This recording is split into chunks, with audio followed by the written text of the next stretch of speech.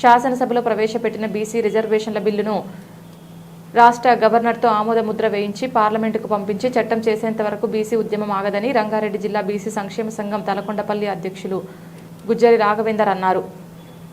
హైదరాబాద్ సుందర విజ్ఞాన కేంద్రంలో తెలంగాణ ఉద్యమకారుల సమావేశాన్ని జేఏసీ రాష్ట్ర ప్రధాన కార్యదర్శి తుమ్మల ప్రఫుల్ రామ్ రెడ్డి ఆధ్వర్యంలో నిర్వహించారు. ఈ సందర్భంగా వారు మాట్లాడుతూ తెలంగాణ ఉద్యమకారులకు గతంలో బీఆర్ఎస్ ప్రభుత్వం కూడా మోసం చేసిందని ఆవేదన వ్యక్తం చేశారు. సీఎం రేవంత్ రెడ్డి ఇచ్చిన హామీ మేరకు ఉద్యమకారులకు హెల్త్ కార్డులు, ఐడి కార్డ్స్, పింఛన్లు జారీ చేస్తామని ఇప్పటి వరకు ఆ ఊసి ఎత్తడం లేదని ధ్వజమెత్తారు. కాంగ్రెస్ ప్రభుత్వం తక్షణమే స్పందించకపోతే కార్పొరేట్ ఎన్నికల వరకు ప్రతి గ్రామ, మండల, జిల్లాలో ఉధృతంగా ప్రచారం చేసి నిరసనలు చేపడతామని హెచ్చరించారు.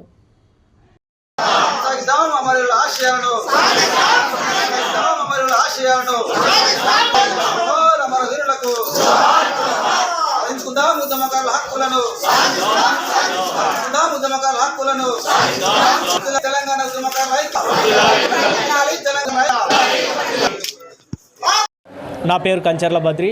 నేను తెలంగాణ విద్యార్థి ఉద్యమకారుల చైర్మన్.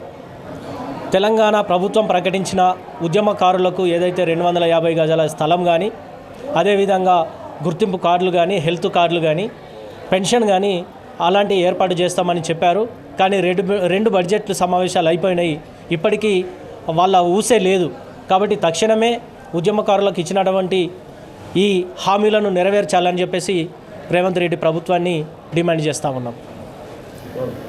నా పేరు మార్వాడి సుదర్శన్, దళిత లిబరేషన్ ఫ్రంట్ రాష్ట్ర ప్రధాన కార్యదర్శి, తెలంగాణ ఉద్యమ జేఏసీ కోఆర్డినేటర్గా ఈరోజు రాష్ట్ర సమావేశం ఉద్యమకారులది. వాస్తవానికి 10 సంవత్సరాల కేసీఆర్ పాలనలో తెలంగాణ ఉద్యమకారులకు ద్రోహం చేశాడు. మరే కాంగ్రెస్ ప్రభుత్వం అన్న వారి యొక్క బడ్జెట్లో తెలంగాణ ఉద్యమకారులను గుర్తు చేస్తుందంటే ఊసే ఎత్తలేదు.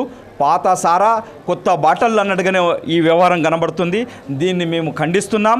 ఇప్పటికైనా కానీ సోయి తీసుకొచ్చుకొని అమరవీరుల ఈ స్తూపం ఏదైతే ఉందో ఆ అమరవీరుల స్తూపం దగ్గర 1200 అమరుల వీరుల యొక్క స్తూపాన్ని 12 ఫీట్ల స్తూపాన్ని ఏర్పాటు చేయాలనేది ప్రధాన డిమాండ్ పెడుతూ, అతి ముఖ్యంగా సంక్షేమం పరంగా అమరులైన ఆ కుటుంబాలకు పూర్తి స్థాయిలో ప్రభుత్వం ఆదుకోవాలని, అదే మాదిరిగా ఉద్యమంలో పాల్గొన్న ఎవరెవరైతే ఉన్నారో వారిని అందరినీ గుర్తించి వాళ్ళకు ఒక గుర్తింపు కార్డుతో పాటు వాళ్ళకు పెన్షన్ అన్నది 30,000 రూపాయలు తగ్గకుండా వారికి బతికిన రోజుల దాకా ఇవ్వాలన్నది ప్రధాన డిమాండ్.